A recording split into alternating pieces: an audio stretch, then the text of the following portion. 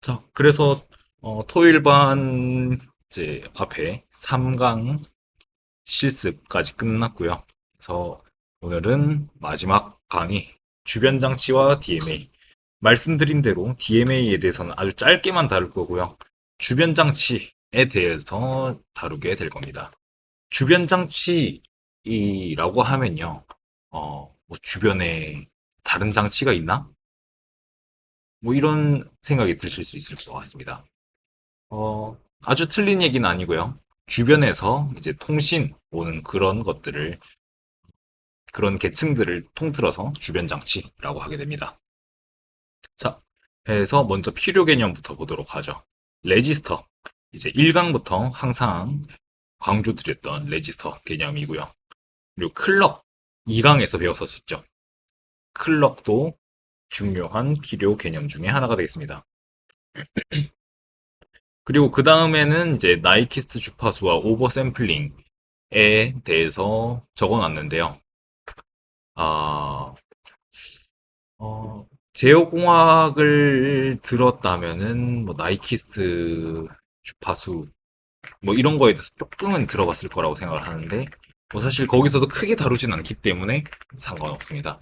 나이키스트 이론 같은 경우에는 어, 자기가 샘플링 하는 자기가 이제 샘플하는 이제 어떤 파형이 있는데 거기서 얻고자 하는 주파수의 최소 2배로 샘플, 그러니까 이산적인 값들을 가져와야지 이 측정이 가능하다라고 하는 이야기가 되겠습니다. 그리고 오버 샘플링도 그거하고 비슷하게 어, 어떠한 저기 주파수를 샘플링 하는데 거기에 대해서 더 많이 더 추가적으로 샘플링을 해서 좀 더 확실한 정보를 얻어내는 뭐 그런 내용이 되겠습니다. 자, 해서 일단은 통신에 대한 내용이니까 위에는 주변 장치라고 썼지만은 아래부터는 계속 통신이라고 하도록 하겠습니다. 자, 통신 많이 하죠, 통신. 뭐 여러분들 전화도 하고요. 인터넷도 사용하고 있죠. 그리고 뭐 오늘 할 통신들은 다 유선 통신입니다만은 이런 유선 통신들 다 그렇습니다. 그런 통신은 크게 두 가지로 나눠볼 수가 있습니다. 동기 통신과 비동기 통신이 있는데요. 이거 두 개의 차이는 양측의 정보가 양쪽에서 이제 정보를 주고받는데 그 정보가 동기화되어서 특정 순간에만 바뀐다가 이제 동기 통신이고요. 그리고 그렇지 않고 그냥 내 맘대로 할 거야가 비동기 통신입니다. 자, 그래서 동기 통신에서는 이 그 어떠한 기준이 있어서 그 기준에 따라서만 그 정보를 바꾸게 되는 건데요. 여기서의 기준은 클럭이 됩니다. 밑에 보시면요. 이게 클럭 신호가 이렇게 사각파로 잘 나가고 있고요. 이 클럭 신호 하나당 1 또는 0을 전선에 써서 이제 가게 됩니다. 해서 언제 이 신호가 바뀌는지 알 수 있겠죠. 이 클럭 신호와 같이 들어오게 되면요. 그렇기 때문에 일반적으로 이런 동기 통신은 그렇지 않은 비동기 통신에 비해서 훨씬 빠르다는 장점이 있습니다. 대신에 이 클럭선이 하나 더 있어야겠죠. 반대로 비동기 통신은 이러한 클럭 신호 없이 이제 신호만 가게 됩니다. 그럼 받는 측에서 계속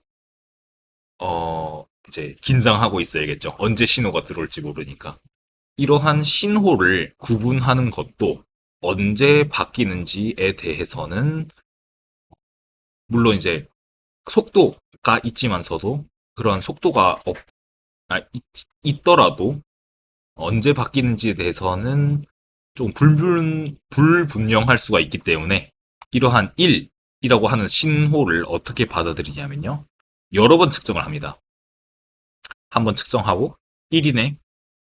그 다음 1, 1, 1, 1 해서 뭐 16번 정도 샘플링을 합니다. 이거를 16, 아, 저기 다시, 16 오버 샘플링이라고 하고요. 그래서 오버 샘플링을 통해서 확정을 하게 되는 겁니다. 그래서 여러 번 수행을 해야 되기 때문에 당연히 동기 통신에 비해서는 느려지게 됩니다. 자,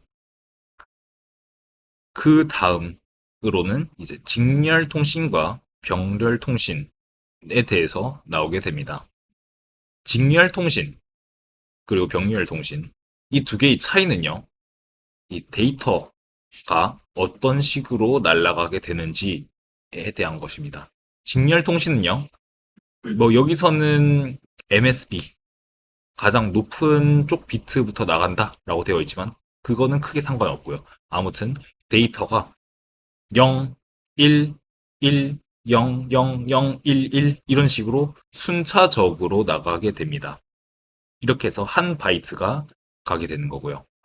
병렬 통신은요, 반대로 8개의 선이 있어서요, 한꺼번에, 한순간에 8개의 데이터가 쭉 도착하게 됩니다.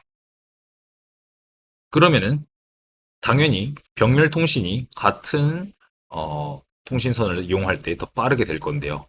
요즘에는 이런 병렬 통신을 거의 사용하지 않겠습니다. 이유는요, 선이 많아지니까 복잡해집니다. 그리고 신뢰성도 그렇게 좋지 않은 편이고요. 그렇기 때문에 대부분 이런 시리얼 인터페이스를 요즘엔 많이 사용을 하고 있고요. 더 들어가자면은 뭐 최근에 다시 이제 통신 속도를 올리기 위해서 그런 논리적인 병렬 통신을 구현하는 경우들도 있는데 그거는 나중에 그러니까 실습이 끝나고 나서 시간이 된다 하면은 여담으로 잠깐 말씀드리도록 하겠습니다. 자, 그 다음은 어, 이거는 여러분들이 언젠가 마주칠 수도 있는 이제 큰 문제 중에 하나일 수 있는데요. 리틀 엔디안과 빅 엔디안이라고 있습니다. 데이터가 이렇게 있습니다. 4바이트짜리 데이터가 있는데요. 이 데이터를 어디부터 전송할까에 대한 문제입니다. 어디부터 전송하고 싶으세요? 여기? 아니면은 뒤쪽? 어느 쪽부터 전송하고 싶나요? 쭉. 뒤쪽부터 전송하고 싶다. 뭐 반대로 인간은 이렇게 글을 읽잖아요. 그렇기 때문에 앞쪽부터 전송할 수도 있을 것 같습니다. 그쵸? 그거는 어떠한 약속 같은 거니까 어, 약속인데 나는 이렇게 쏘겠다라고 하는 것들을 명시를 해줘야 되겠죠. 그거에 대한 용어가 빅 엔디안과 리틀 엔디안입니다. 빅 엔디안 같은 경우에는요. 자, 메모리 주소의 가장 높은 쪽부터 쏘게 됩니다. 다시 낮은 쪽부터 쏘게 됩니다. 그래서 이 경우에는 이렇게 쏘고, 쏘고, 쏘게 됩니다. 리트렌디아는요, 반대로 낮은 쪽부터 쏘게 됩니다. 그러니까 숫자가 낮은 쪽, 주소로 따지면 주소는 높은 쪽부터 쏘게 됩니다. 이게, 어, 왜 중요할까요? 양측에서 보내는 쪽은 빅 엔디안으로 보냈어요. 1, 2, 3, 4 보냈습니다. 근데 받는 쪽은 반대로 리틀 엔디안으로 받아서 1, 2, 3, 4 이렇게 받았어요. 그러면은 데이터가 반대로 뒤집혔죠. 그렇기 때문에 이거에 대한 내용을 저기 꼭 인지를 해주셔야 됩니다. 요즘에 나오는 통신들의 대부분은 리틀 엔디안 방식을 사용을 합니다. 인간한테는 이 빅 엔디안 방식이 좀 더 읽기 수월하지만은 컴퓨터한테는 이 리틀 엔디안이 조금 더 자연스럽기 때문인데요. 어, 근데 그러면은 뭐 대부분 리틀 엔디안이니까 그걸로 된 거 아니냐라고 할 수 있는데요. 여러분들 사용하는 인터넷 있죠. 이제 그런 거가 TCP로 뭐 많이 구현이 되어 있는데요. 그런 경우에는 TCP는 빅엔디안 방식을 사용을 하거든요. 그래서 이거에 대해서는 꼭 확인을 해주셔야 된다라는 말씀을 드리고 싶습니다. 실제로 그래서 안 나온 적이 있습니다. 경험해봤습니다, 제가. 네. 근데 또 이제 이렇게 하면은 이렇게 말씀을 드리면은 어, 데이터가 통으로 뒤집히냐라고 하는 거는 아니고요. 이렇게 4바이트짜리를 보낼 적에 이 바이트 내에서 바이트 각각이 바뀌게 된다는 겁니다. 이 안에 있는 이 이진수 자체가 전부 다 바뀌는 일은 없고요. 이거에 대한 순서는 비트의 순서는 비트 오더 혹은 비트 엔디안이라고 합니다. 뭐 쓸데없는 이야기일 수 있습니다만은 이 리틀 엔디안과 빅 엔디안의 용어의 유래는 걸리버 여행기에서 나왔다고 합니다. 소인국에서 이제 그 달걀을 어느 쪽부터 먹을 거냐, 큰 쪽부터 먹을 거냐, 작은 쪽부터 먹을 거냐에 대한 뭐 논쟁이 있었다고 하는데 거기서 뭐 작은 쪽부터 먹는다라고 하는 분들을 이제 리틀 엔디안이라고 불렀다고 하고요. 나머 반대는 빅 엔디안이라고 불렀겠죠. 뭐 상당히 문학적인 표현이었어가지고 조금 감명을 받았습니다. 그 다음은 이제 프로토콜인데요. 사실 위에서 말씀드렸던 이런 동기냐 비동기냐 직렬이냐 병렬이냐 뭐 데이터의 순서가 리틀엔디안이냐 빅엔디안이냐 라고 하는 것도 사실은 전부 다 프로토콜에 해당되게 됩니다. 그래서 그 프로토콜이 뭔데? 라고 하시면요. 데이터를 주고받는 데 있어서의 약속이 되겠습니다. 우리가 어떠한 통신을 쓸 때 동기로 쓰겠다. 어떠한 약속이죠. 프로토콜입니다. 나는 이 데이터를 병렬로 주겠어. 약속입니다. 프로토콜이죠. 그리고 그 안에서 리틀엔디안으로 쏘겠다. 프로토콜입니다. 그래서 이런 프로토콜이 사실은 전부가 되겠고요. 앞서 말씀드렸던 물리적인 구성, 통신의 속도, 뭐 시리얼 통신 같은 경우에는 뭐 속도를 지정을 해주잖아요. 9600, 뭐 115,200, 뭐 등등등 해서 그런 통신의 속도도 사실은 프로토콜로 볼 수 있고요.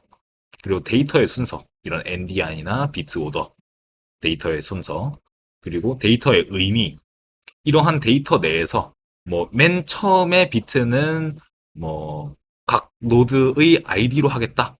뭐 두 번째 비트, 두 번째, 세 번째 비트가 뭐 데이터다. 세 번째가 뭐 체크썸이다.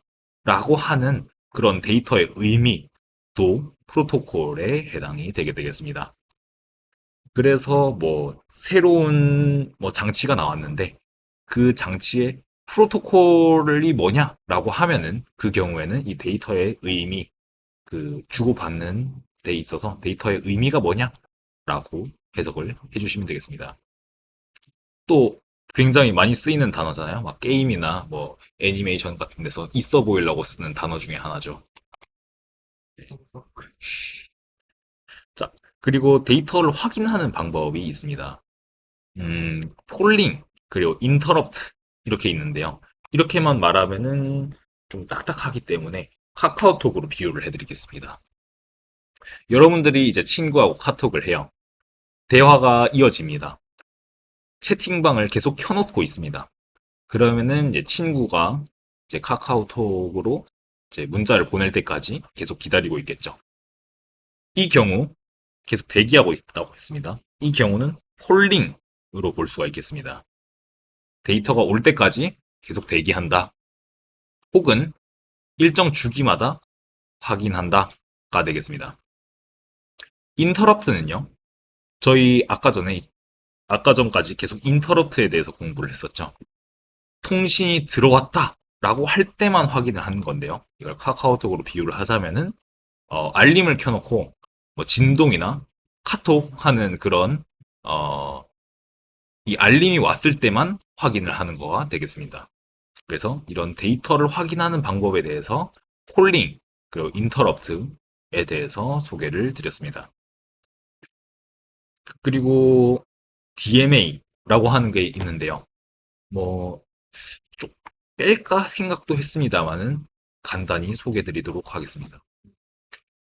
여러분들이 이제 통신을 합니다. 통신을 해요. 그런데, 이 데이터를 이제 중앙 처리 장치, CPU에서 보통은 처리하게 됩니다. 그런데, 그렇게 되면은, 뭐, 폴링이든, 인터럽트든, CPU가 관여를 하게 되면은, 그동안에 다른 작업을 못 하게 되겠죠. DMA는 그게 싫다, 이겁니다. 그래서, 정해진 메모리 영역을 지정을 해주고요. 그 영역에다가 이제 CPU 없이 그냥 너 여기다가 정보를 써놔 라고 하는 겁니다. 그래서 외부에서 들어온 값을 정해진 메모리 영역에다가 그냥 적어 놓게 되는 겁니다. 해서 메모리에 쓸어 가려면은 버스, 그러니까 어떤 통로를 쓰게 되겠죠. 이런 통로는 CPU하고 같이 쓰게 됩니다. 그래서 뭐 연산을 하는 도중이라거나 아무튼 이 CPU가 그 통로를 사용하지 않을 때 이제 가갖고 데이터를 쓰게 되는 겁니다. 뭔지 대충 아시겠죠? 해서 이런 폴링, 인터럽트에 대해서 어떤 게 좋느냐라고 할 때 앞서서 조금 말씀을 드렸었는데요. 어, 목적에 따라 다릅니다. 인터럽트를 보통은 많이 씁니다만은 이제 폴링을 사용을 하게 되면은 특정 시간대, 내가 원하는 시간대에만 확인을 하게 할 수가 있기 때문에 내가 만든 시스템이 무조건 이때 이런 동작을 해 라고 하는 결정론적인 동작을 만들어 놓기 위해서는 폴링이 유리합니다. 그런 경우에 있어서는. 그래서 이런 DMA와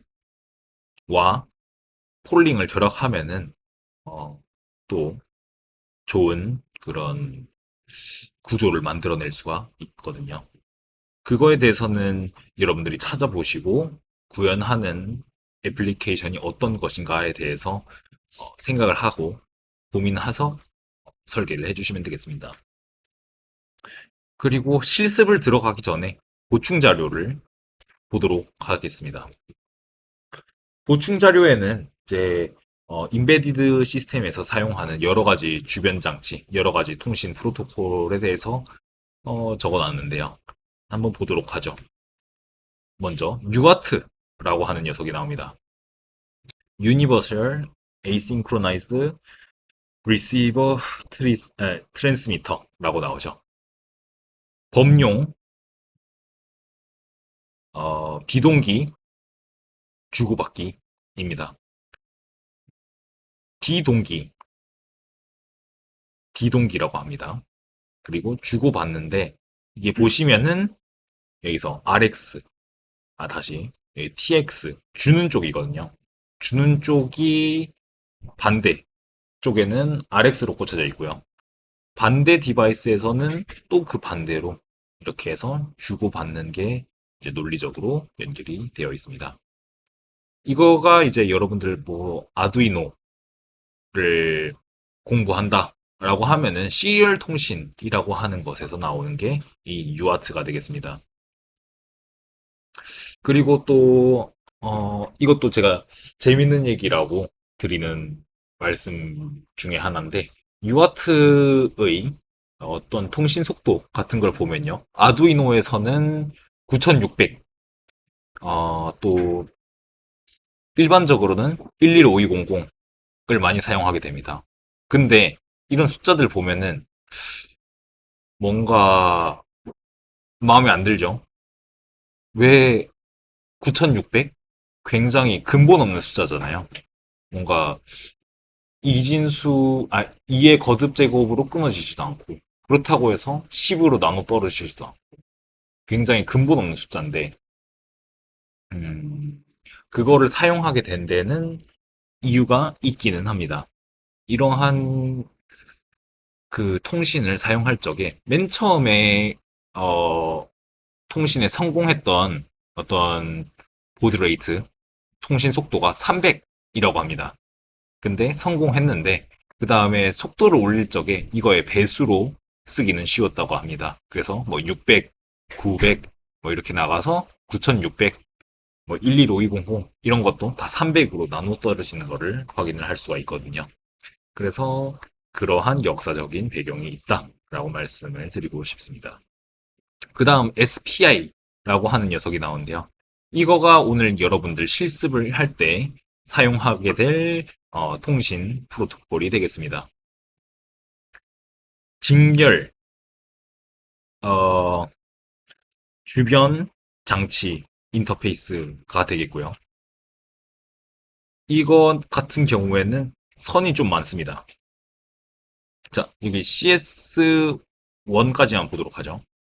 미소, 모시, CLK, CS1 이렇게 되어 있습니다.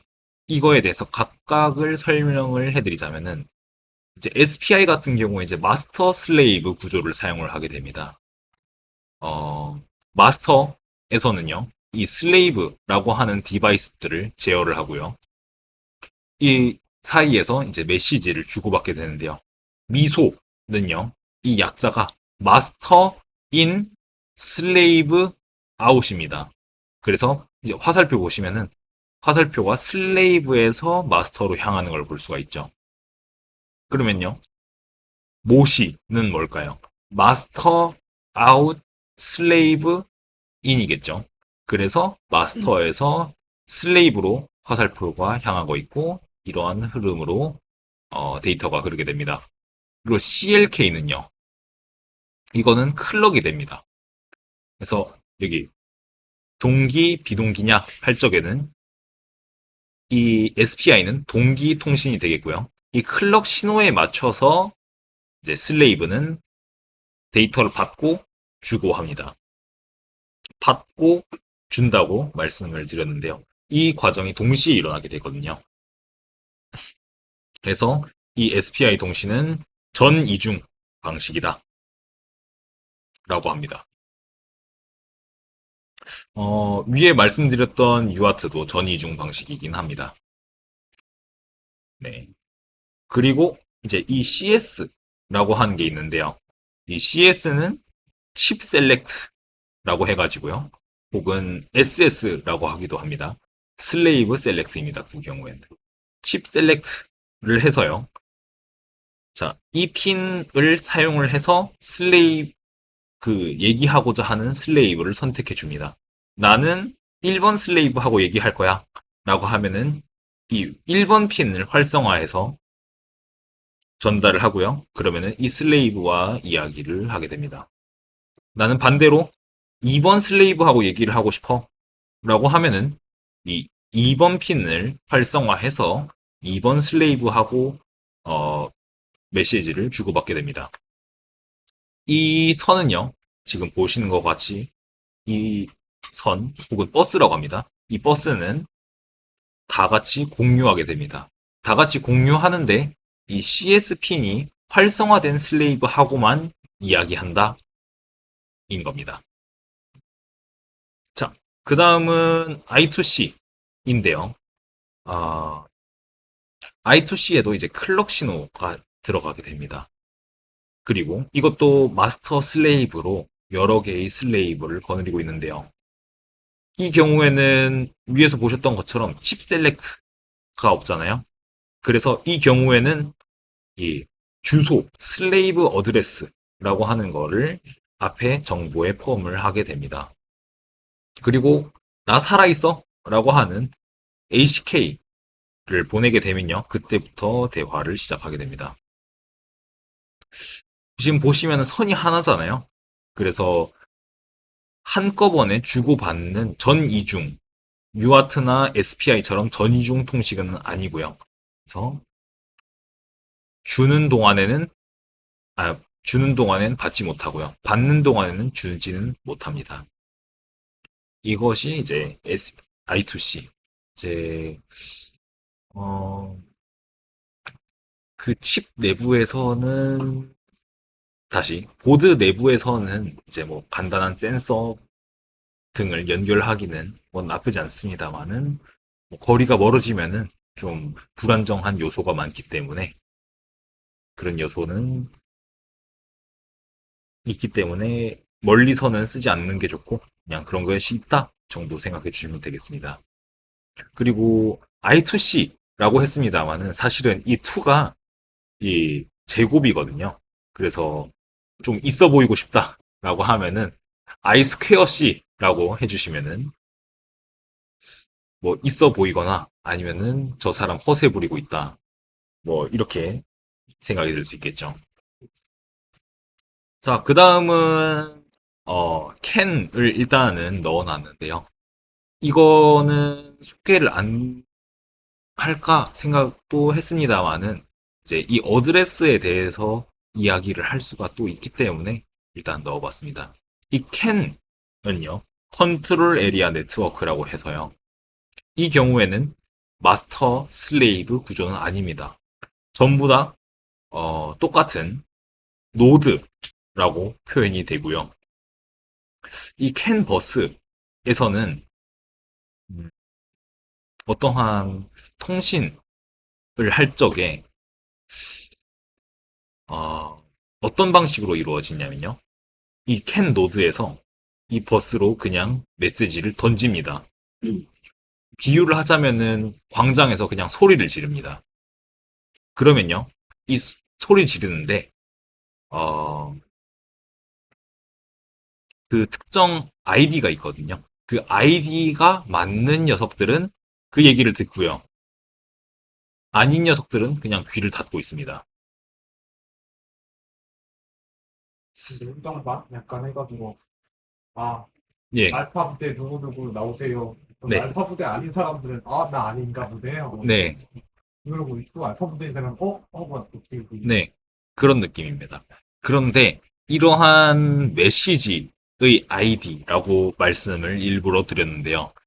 I2C에서는 슬레이브 어드레스라고 해갖고 여기에 있는 슬레이브의 주소를 사용을 하게 됩니다. 근데 캔에서는요.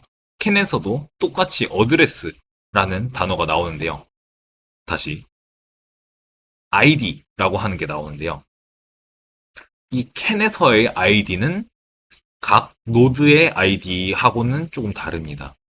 이 메시지 자체의 아이디인 거고요. 그래서 이거가 조금 헷갈릴 수 있는데 이 슬레이브 어드레스는요. 그 슬레이브 각각이 갖고 있는 거고요.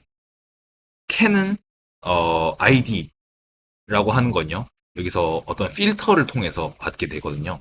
그래서 필터 설정을 갖게 하면은 이 두 개의 노드가 동시에 그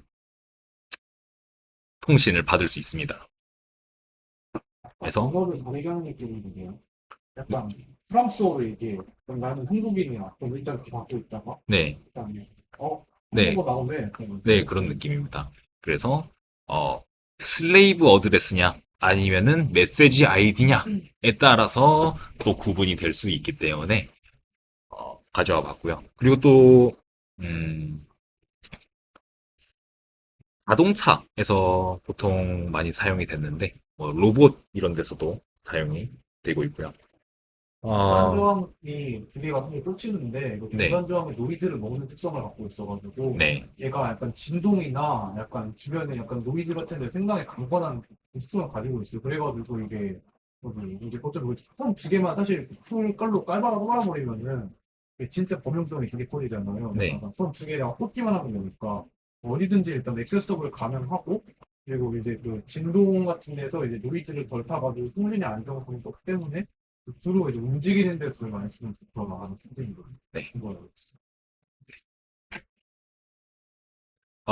그리고 또 이제 물리적인 특성을 말씀을 드리자면은 이제 차동 신호라고 그래가지고 이 한쪽이 뭐 정확히 그렇지는 않습니다만 한쪽이 0볼트 쏠 때는 다른 한쪽은 5볼트 쏘고 한 반대로 어 저기 2.5V에 같이 머물러 있기도 하고요. 해서 차동 신호, 그러니까 그 두 선의 하이로우라고 하거든요. 하이로우 간의 그 차이를 사용을 하기 때문에 노이즈에 대해서 훨씬 강건하게 유지가 되거든요. 그래서 이런 차동 신호를 쓸 때는 뭐 선을 꼬아서 트위스트 페어로 쓴다라고 많이 알려져 있죠. 그래서 그런 특성을 가진 캔까지 소개를 해드렸습니다. 해서 이론 강의는 이렇게 해서 빠르게 마쳐드렸고요. 그래서 실습을 일단은 진행을 하도록 하겠습니다.